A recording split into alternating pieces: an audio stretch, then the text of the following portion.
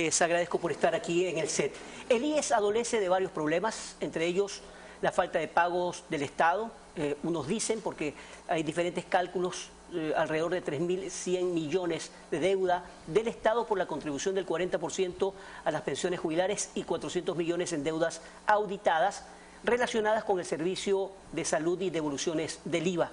Ahora, los desafíos son claves.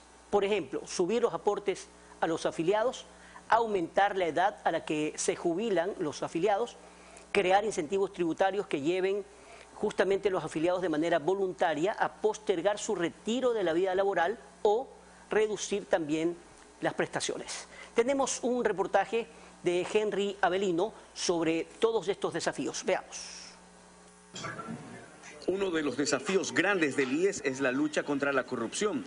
Se han detectado empleados que estarían cobrando salarios sin trabajar en la red médica del Seguro Social, sino en clínicas privadas.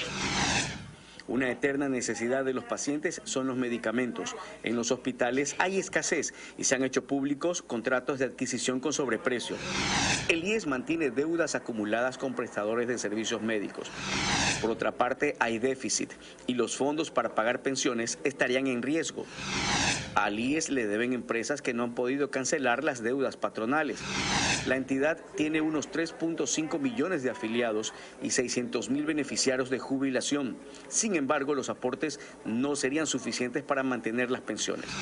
Por otra parte, hay deudas históricas que reclama el IES por el no pago del aporte estatal para pensiones, salud y otras contribuciones.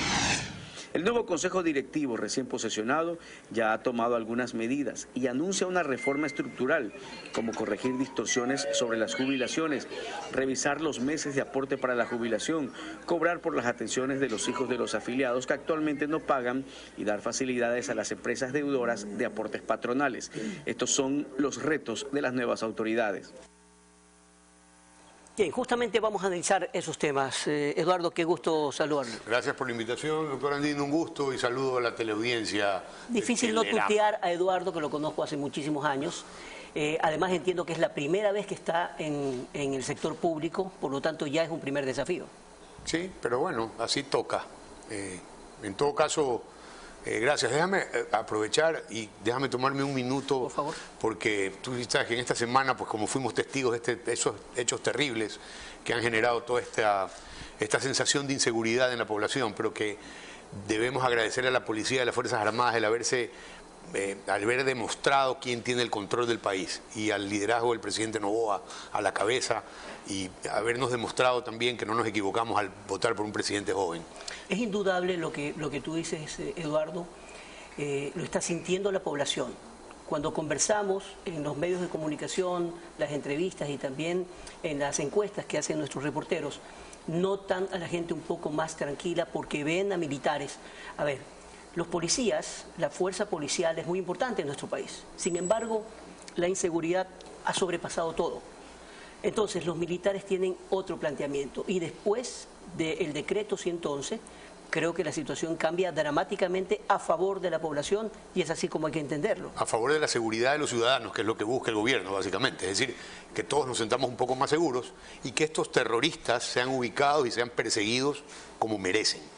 Sí, y así hay como tratarlos y hemos visto muchos videos que además en todos los medios de comunicación lo estamos dando a conocer, de la fuerza en que están dando a conocer la comunicación de los militares, es decir, hacia dónde están yendo, con táctica y también con estrategia, lo que nosotros estábamos pidiendo hace mucho tiempo, ¿no? Correcto, y junto con la policía, porque mira tú en el evento de TC, tú ves una policía súper profesional que se hace cargo inmediatamente de la situación. Habrá demorado pues media hora entre que arrancaron los sucesos y volvió el control de la policía.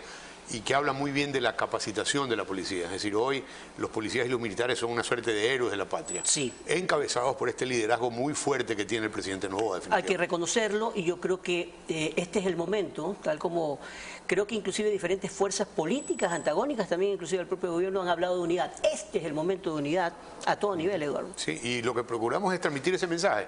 Es decir, nosotros tenemos que unirnos para no perder el país. Es decir, no puede ser que grupos delincuenciales y terroristas pretendan gobernar el Ecuador. Ecuador. Es decir, el gobierno establecido tiene una capacidad de convocatoria y de mando que la ha usado y la ha usado bien y la va a seguir usando. A propósito de eso, se militarizó al menos 2 o 3 hospitales muy importantes a nivel nacional. ¿Eso continúa? Sí, a ver, no podemos dejar eternamente a los militares. Por supuesto. Porque primero no alcanzan, acuérdate, en el caso, la cantidad de hospitales públicos es inmensa. Es decir, la población hoy vive más porque la salud ha progresado sustancialmente en el mundo, no solo en el Ecuador. Entonces, tenemos en el caso del IES son 101 hospitales. Nosotros no podemos tener un escuadrón militar en cada hospital, pero sí podemos hacer que los patrullen para que no tengan alterados. Y los hospitales también tienen seguridades privadas que han sido reforzadas actualmente. Qué bueno, eso nos tranquiliza. Hablemos un poco de la seguridad como tal. El foro permanente, lo hemos conversado en varias ocasiones, doctor Andino, debe trabajar en conjunto con el IES, con el Ministerio de Salud, para unificar, para universalizar la salud. ¿Es eso posible ahora en este gobierno? Sí, yo creo que es posible, más aún todavía cuando el gobierno saliente deja un plan decenal. Dentro de sus objetivos del plan decenal se encuentra la coyuntura de los subsistemas de acuerdo al artículo 360 de la Constitución. Es decir, cómo romper la aberración del exceso de prestadores, de necesidades de prestación de servicios en la seguridad social, cuando son muy pocos los que aportan y tienes casi el doble o el triple para poderlos atender. Lo haces precisamente cuando coyunturas los subsistemas y le entregas la responsabilidad al Estado sobre el derecho a la salud. Además de que debe de haber un sistema al cual nosotros hemos dicho por innumeradas ocasiones, José, que debe de ser un sistema previsional. Es decir, que el sistema bixmariano que tiene verdaderamente la seguridad social debe de ser todo un entorno en el sector público de salud, precisamente, pero también cortando estas condiciones de la falta de la necesidad de la atención primaria en salud. La seguridad social eroga 600 millones de dólares de prestadores externos, precisamente porque no tiene un nivel primario de atención.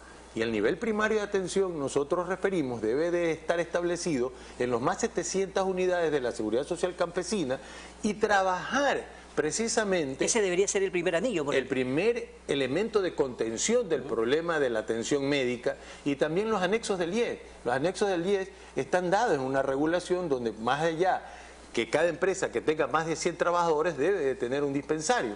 Esos dispensarios deben de ser entregados, presidente, precisamente integrados al sistema de salud para que pueda tener la contención necesaria. Yo creo, Eduardo, que el primer desafío que tiene en el IES es romper un poco, más allá de la corrupción, esta telaraña que significa la cosa pública. Bueno, sí, es una misión difícil, pero a ver, aclaremos los números primero. Sí. Respecto a lo que decía Henry Avelino, nosotros hoy tenemos 3.160.000 afiliados, 3.160.000 y pico afiliados. Los jubilados son 500.000 y piquito, se jubilan 40.000 más cada año, no eran 600.000 como dice él. Y respecto a lo que dice el doctor Andino, los prestadores externos significaron un poco más de 800 millones el año pasado y sí tienen atención primaria también, o sea, no solamente son, digamos, servicios como diálisis o dentistas, además hay atención primaria como consultorios, que de hecho están incluso cerca de las unidades del IES. De hecho, parte del problema que tenemos es que cerca de los hospitales del IES hay prestadores externos y hemos detectado y estamos por separar a aquellos funcionarios que, siendo empleados de los hospitales del IES, marcan tarjeta y se van a dar consulta a los prestadores que están cercanos al IES, es decir, a pie. De hecho, ni siquiera se cambian el mandil que dice IES y se van al prestador. Entonces, hemos encontrado irregularidades como esas. Es decir, gratuitamente consiguen nuevos clientes para atenderlos de manera privada. No, bueno, a través de un prestador privado. Por eso. Entonces, no, lo que hacen estos sinvergüenzas es que reciben 2 sueldos. El IES les paga y también el prestador privado les paga en las mismas horas. Es decir, ganan el doble, atienden una sola vez, pero perjudican a los afiliados y a los jubilados, porque todos esos gastos, esas erogaciones que tiene el IES por cuenta de estos sinvergüenzas, que por supuesto los vamos a ubicar y los vamos a perseguir, porque no pueden seguir siendo parte de esta corrupción que además tiene el contubernio de sus supervisores, porque no es que tú te vas de tu puesto y nadie se da cuenta. O sea, cuando tú te vas de tu puesto 4 cuadras más allá a dar atención, alguien te vio salir por la puerta. Entonces, hoy estamos en un plan de limpieza y deberemos seguir en este plan de ajustes, porque esos gastos al fin del día encarecen las prestaciones y debemos también controlar, como dice el doctor Andino, los prestadores externos, pero ese es otro problema. Entonces, no sé por cuál quieren analizar primero, porque problemas hay muchos, digamos, y soluciones también. Bueno, lo primero que digo, la cantidad de empleados que tiene el IES es una cosa impresionante. 34.000. Ok, ¿cuál es ese plan para trabajar? Sé que eso no lo puede hacer solamente el presidente del Consejo Superior. Mire, el 31 de diciembre vocales. no renovamos 580 y pico de contratos ocasionales. ¿Cuánto ahorra eso el siguiente año? 12 millones de dólares. Ah, me decía, creo que Lenín Artigas, es muy poquito, 12 millones es una pequeña gota en el presupuesto de 10.000 millones. Claro, pero es que hay maneras de llenar un balde, hay con manguera y con gotero. Con gotero te demoras más, pero mejor es usar los dos. Sí, aparte que hay que hacerlo, pues. Y además, claro, si no, o sea, si dices 12 millones es poco, entonces no hagamos nada mejor. Sí. Y a mí si 12 millones me parece bastante, te cuento. No, a mí también. Sí, pero en todo caso, al fin del día, lo que hay que hacer es ir arreglando y preparando esta reforma estructural, que es un poco qué es lo que debe hacerse. Porque, digamos, si seguimos conversando de la cantidad de problemas que tenemos muchos empleados y que se van y que no trabajan acá, sí, son denuncias que podemos ir corrigiendo, pero la estructura del Instituto Ecuatoriano de Seguridad Social debe ser afectada porque está caduca, porque fue hecha hace 93 años y hoy las realidades son absolutamente diferentes a cuando se creó esto. Ahora, entendamos lo siguiente, este es un gobierno de transición, porque no tiene los 4 años que debería tener normalmente el gobierno. Sí, pero la capacidad de toma de decisiones que tiene es superior a cualquiera que hayamos visto en el pasado. No sé si te has dado cuenta. Algo. Sí, ahora, no, algo, mucho. Sí, no, es indudable. Y justamente por eso, el reto es hacerlo y hacerlo rápido.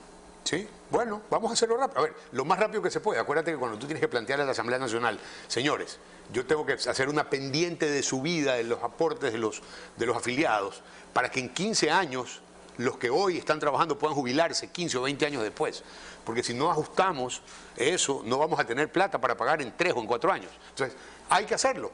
Ah, la Asamblea decide no hacerlo. Muy bien, pero nosotros tenemos que obligatoriamente hacer la propuesta. Y es una propuesta que implica varios ítems. Hay jubilaciones atípicas, si tú te afilias a los 60 años y te jubilas a los 70, has aportado 10 años.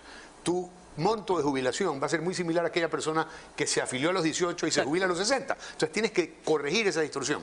Ah, hay participantes del IES que nunca han aportado. Por ejemplo, los hijos de los afiliados.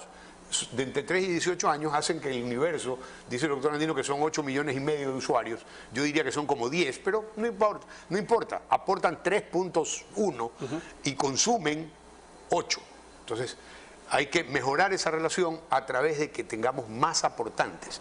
Si los 3.1 millones los hacemos 6, pues es otra cosa, porque tenemos resuelto el problema. Entonces, la generación de empleo es parte esencial de la mejoría del IES.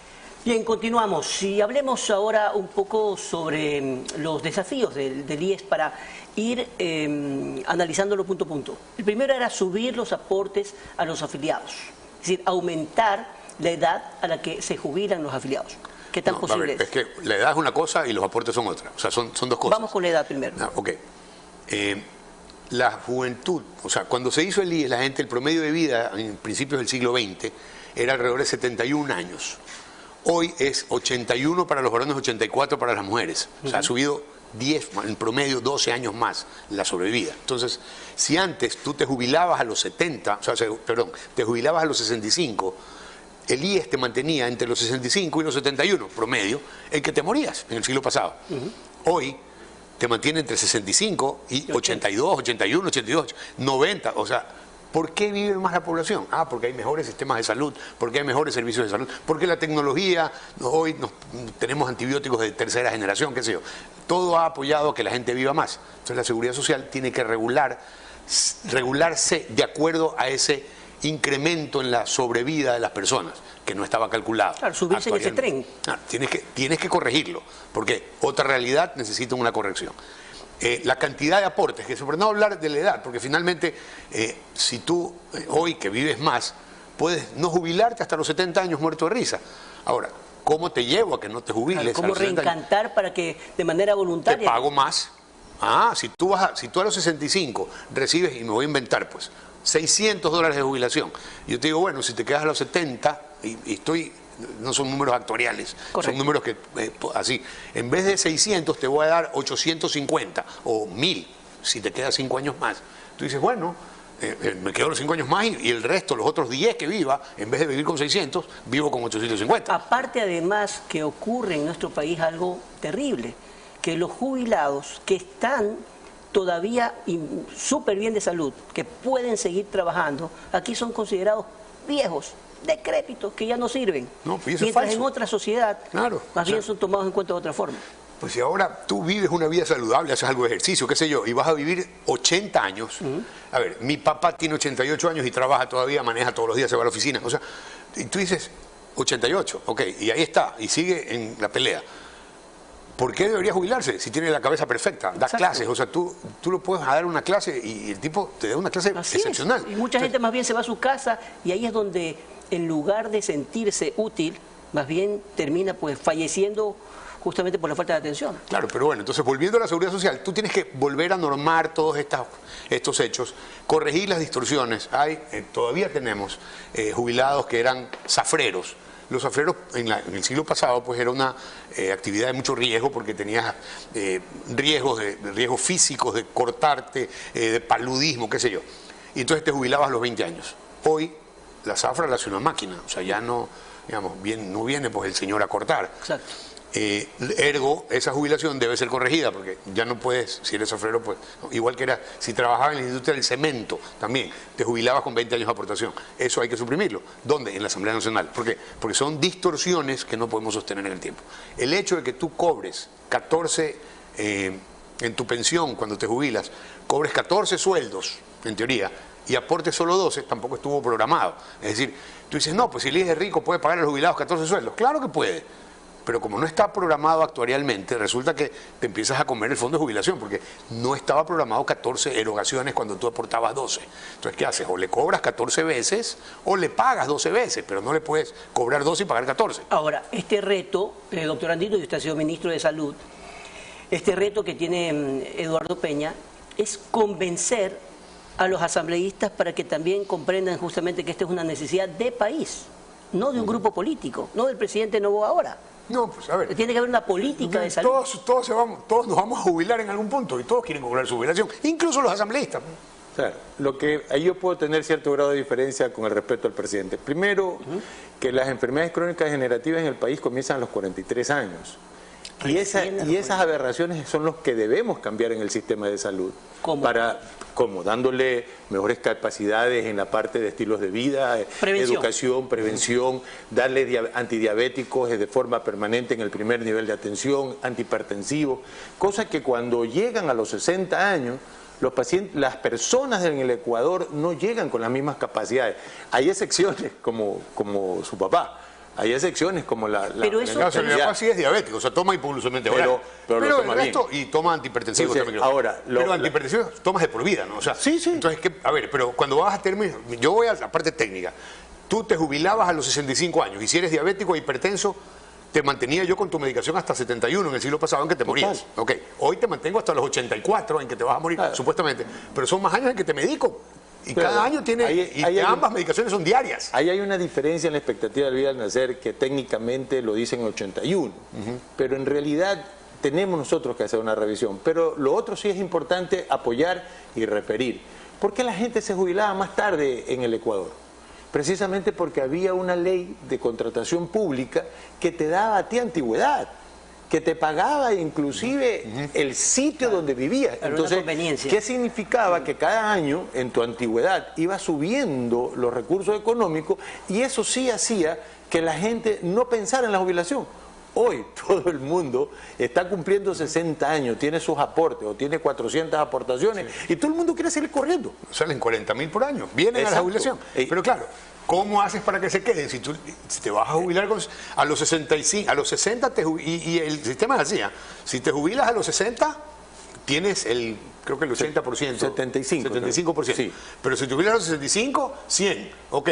Si te jubilas a los 70, te doy 115, 110. O sea, no está aprobado, pero la teoría es esa. Si yo te pongo un caramelo más allá, tú vas a decir, 115 o 120 para seguir en la legislación de 75, 100, 120 o 125. Me quedo 5 años más.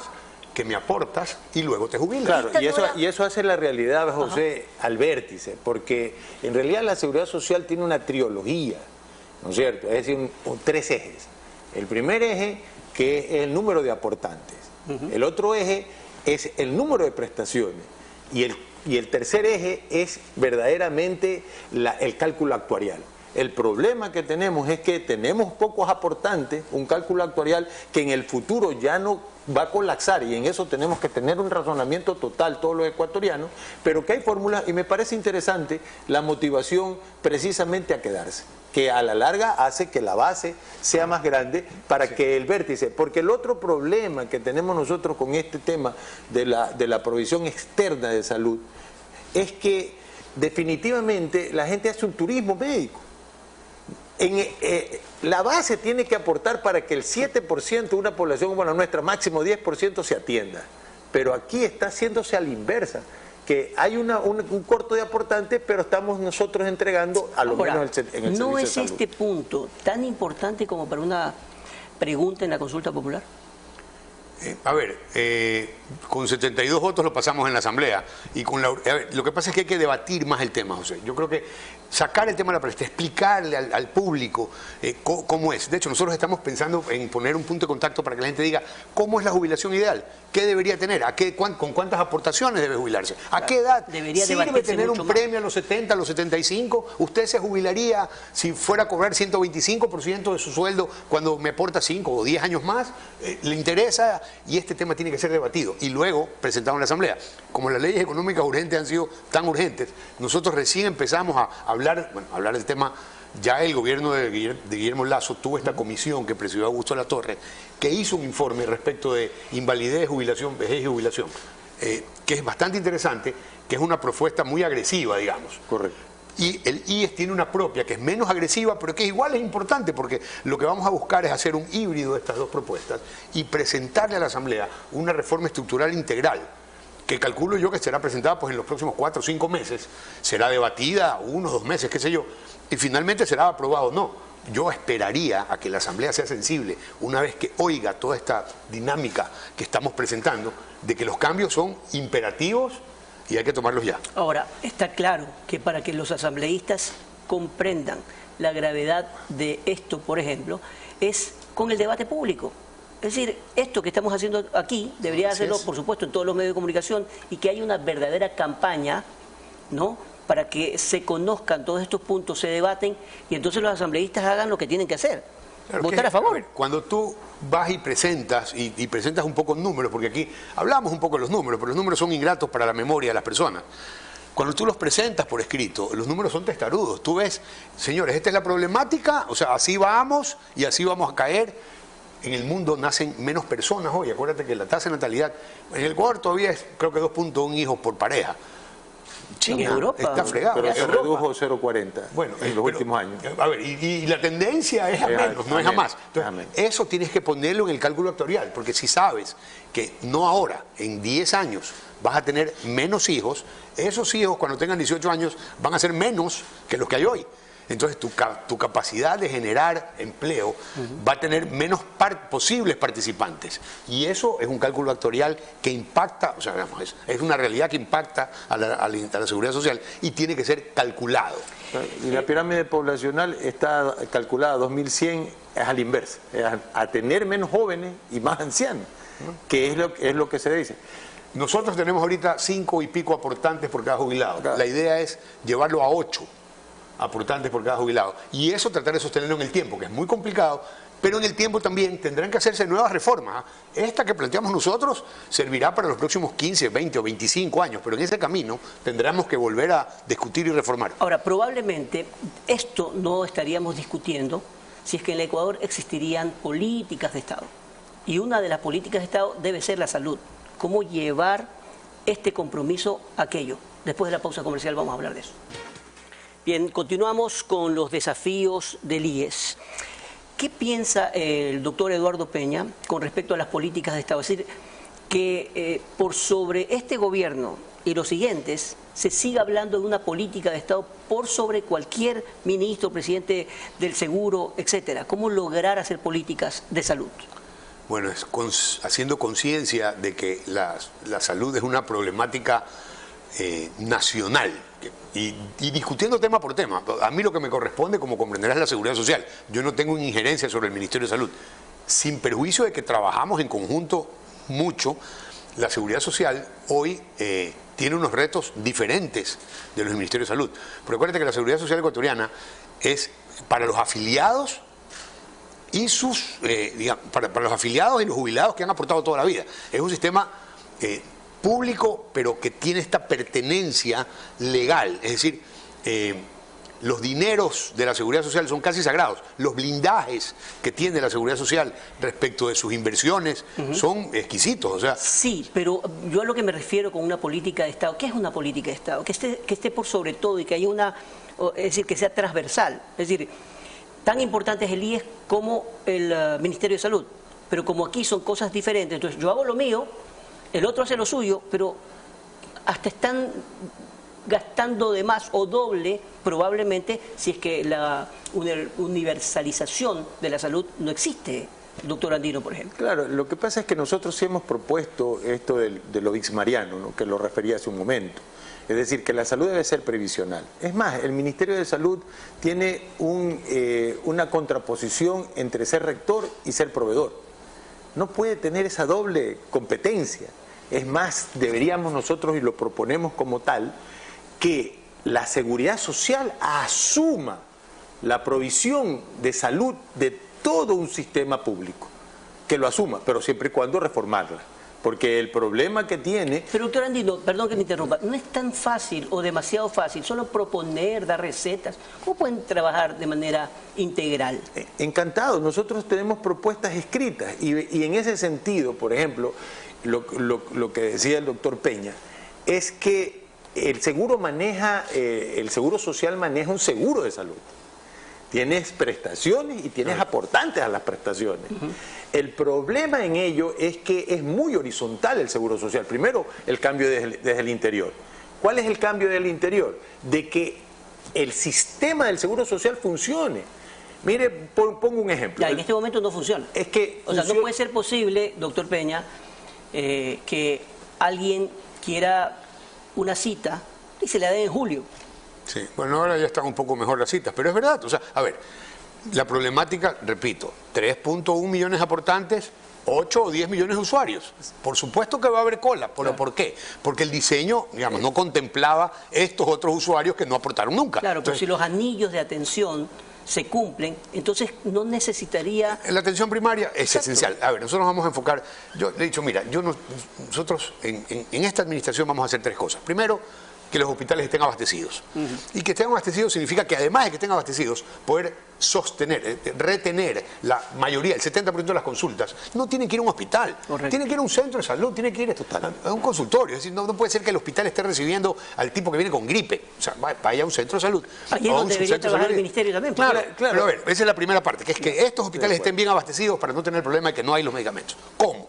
Ok, no hay 1.800 medicamentos en el Bademecum del Ecuador. Pero los que más rotan son entre 80 y 100 medicamentos que son los del día a día. Sí, Esos no pueden faltar. Lo ¿Qué esencial. haces? Estamos trabajando en un proyecto con Naciones Unidas para comprar 2 años de medicamentos. Cuesta 98 millones de dólares si los compráramos como compramos hoy. Pero lo que nos dice Naciones Unidas a través de un OPS, que es la operaciones de las Naciones Unidas. Miren, Ligo, nos dice... Yo de esos 98, por lo menos les ahorro 25%, entre 25 y 40% de ahorro, si lo compran a través mío. Y yo me encargo de distribuirlos en sus hospitales. Entonces, bienvenidos sean. Si vamos a comprar ese grupo de medicamentos, son 100, que son los que más rotan, y lo hacemos a través de un organismo internacional, 0 corrupción. El medicamento llega al hospital, no hay intermediario. Directo. Compra internacional. Laboratorios acreditados, pues, de los mejores. Entonces, ok, firmemos un contrato y vamos a comprar, ya no pues a través del intermediario local, ni al laboratorio, no necesariamente un laboratorio ecuatoriano, de donde el más barato que consiga Naciones Unidas es el proveedor, y viene la medicación y se va a los hospitales. ¿De quién depende que se apruebe esto? Eso es el Seguro Social. Nosotros, esto va a empezar a operar en junio. O sea, ya está. se va a hacer. O sea, el proceso... Esto es noticia. Esto es un proceso de compra internacional que hoy, de mañana, antes de venir acá, estuve sentado en un Zoom con los señores de Naciones Unidas en los últimos toques, el proyecto se firma la próxima semana. Hay, por supuesto, un proceso burocrático internacional, no puede ser más rápido, pero en 4 meses tendremos las medicinas aquí. Estas 100, ok, una parte del problema y una pequeña parte del problema es esa. Ahora, ¿qué vas a hacer con el resto? Yo creo que la otra cosa que tenemos es buscar al BID, al Banco Interamericano de Desarrollo, porque necesitamos cambiar el software de la seguridad social. Que eso es un cambio también esencial, porque eso nos va a permitir operar mucho más eficientemente. ¿Qué haría ese software? ¿Qué haría? Sí. Eso es una maravilla, porque cuando tienes un buen software hoy, en el siglo XXI, tú puedes, en vez de irte con tu carpetita, si te cambias de casa y tú veías en Prosperina y resulta que te cambias de casa y te vas a vivir a Ceibos Norte, como el hospital que te queda más cerca ya no es, pues bueno, posiblemente si vivías en Vergeles, qué sé yo, y te cambiaste de casa, tú cuando te cambiabas de hospital llegabas y te daba pues una enfermedad y el médico te decía, usted tiene sí, pero mis exámenes que están allá en la Prosperina y se quedaron por allá, acá van a la nube. Todo, tú metes tu número de cédula y yo veo que tú en Prosperina tuviste una apendicectomía hace 4 años, ahí está reportado. Que eres alérgico a la aspirina, ahí está reportado. Entonces ya no tengo que volver a preguntar, no te tengo que volver a hacer exámenes que te hicieron ahí hace 2 meses, porque los tengo en línea y me los descargo de la nube. Doctor Peña, una cosa muy importante aquí, Francisco Andino igual. A ver, yo no creo que sea ni Nostradamus ni mago. Esto se podía haber hecho hace muchos años. Entonces, la cosa pública es diferente. ¿Qué diferencia hay para que ahora sí esto se apruebe? A ver, la diferencia es la intención de hacer las cosas. Porque, a ver, cuando tú tienes tantos problemas, buscas una solución un poco por encima, o sea, que te resuelva varios al mismo tiempo. Y yo creo que la tecnología te resuelve varios al mismo tiempo. Porque si tú tienes un sistema operativo muy fuerte, no como el que tenemos ahora, que es un AS400, una vaina que ya pues está en sus últimas etapas de vida. El IES tiene incluso tiene el dinero para comprarlo. ¿Por qué no se ha hecho? No sé, por eso hay que preguntarle a lo del pasado. O sea, yo no sé si yo alcance, pero mi intención, o la intención de este gobierno es cambiar esencialmente las cosas. Es decir, que nosotros tengamos una estructura administrativa de la seguridad social robusta y moderna. Ese es el fin. Ok, hablemos un poco de la prevención, que justamente es la parte, yo diría, más importante, para que la gente no se muera. O sea, ¿cómo, entendiendo lo que está pasando ahora, debería trabajar, aparte del IES, ministerio e inclusive de los servidores privados? Sí, yo quisiera más bien aprovechar un medio minuto en referirle que nosotros teníamos un proyecto cuando estaba de gerente en el Teodoro Maldonado Carbo, en quitarle precisamente esa movilidad frente al computador al médico. Y eso se lo puede hacer con tecnología. Es decir, que vaya dictando, y nosotros pasamos una fase 2 en ese proyecto llamado TEO, que es como una Alexa. Que a la larga tu Alexa le dicta y escribe. Y escribe. Entonces, y eso evita a soltarle la mano al médico y a provocar que el médico pueda diagnosticar. A mí me parece extraordinario. Tú hablas más rápido lo que escribes. Claro. Y a la larga estás atendiendo de forma diferenciada. Ese proyecto lo dejamos nosotros allí, lastimosamente está en el Teodoro. Está en la segunda fase. Habrá que hablar con Rubén Egas a ver si lo quiere implementar. Vamos. Entonces, la otra cosa, ahí sí quisiera yo referir algo. Son 670 ítems del cuadro básico. Nuestras empresas farmacéuticas pueden proveer 300, presidente. 300. Y eso, a la larga, a través de la aplicación de la ley 2012, le reduce 45 a 60% el costo de medicamentos precio valor público, porque se lo compra directamente. Además que vamos a generar que este circulante... O sea, compras públicas se va. Pero no, las compras públicas es que no, cuando compras internacional creo que ya no pasas por compras públicas, lo cual es una ventaja. Segundo, si el proveedor nacional me da precio internacional, bienvenido sea. Si yo lo que lo voy a poner, o sea, UNOPS los va a poner a competir. Pero él compra el proveedor más barato que consigue. Pero ALFE hizo la propuesta, que nosotros la apoyamos y creemos y la hemos modificado. Sería importante, precisamente, ¿por qué? Porque nosotros queremos robustecer las empresas para generar más empleo. Y tratar de que el circulante no se nos vaya hacia afuera, se nos quede hacia adentro. Yo estoy totalmente de acuerdo, pero acuérdense que yo finalmente, mi visión es operativizar. Yo necesito lo más barato posible y de puesto de calidad suprema y puesto en el hospital donde necesito que esté. Y eso, hasta el tracking de cómo va y a dónde está, lo voy a tener el con seguimiento. un pequeño sistema operativo que hace eso. Le voy a enviar el proyecto que presentamos. Mándeme. El proyecto que presentamos establece precisamente ese hecho con una alianza estratégica entre la institución y los empresarios. Lo que refería a Pepe en relación, José, en relación a la prevención, cuando le refería que el seguro social es muy horizontal, es que el Teodoro Maldonado Carbo no se conjuga con Seibo, no se conjuga con Valdivia, con Tarek, porque son elementos de una atención de seguro de salud. Entonces no hay un sistema de salud. La propuesta y un plan piloto que nosotros proponemos y nos ofertamos para ponerle en consideración es hacer un modelo de atención en una provincia que tenga integrado, que sea integrado. Integrar los hospitales en el seguro, no hablando del ministerio por ahora. Propuesta me refiero. Bien, tenemos 3 minutos para hablar de las conclusiones. La clave aquí es cambiar el sistema en tiempo récord con el apoyo ciudadano y también de los políticos a través de la Asamblea. Es que tiene que pasar, sí, o sea, la reforma estructural pasa sí o sí por la Asamblea.